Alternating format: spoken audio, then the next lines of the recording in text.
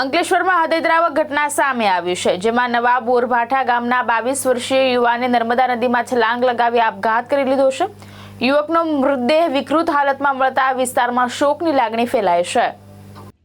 અંકલેશ્વર નજીક નર્મદા નદીમાં મોતની છલાંગ લગાવનાર નવા બોરભાઠા ગામના દીપ મગનભાઈ પટેલનો મૃતદેહ વિકૃત હાલતમાં મળી આવ્યો છે.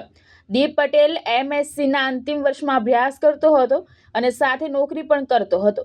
માહિતી અનુસાર પરીક્ષાની તૈયારી દરમિયાન માતા સાથે થયેલી નાની વાતચીત બાદ દીપ 27 એપ્રિલની રાત્રે ઘરેથી નીકળી ગયો હતો. બીજા દિવસે પરિવારને મેસેજ કરીને તેણે મોબાઈલ અને બાઇક તપોવન આશ્રમ પાસે મૂક્યાની જાણ કરી હતી.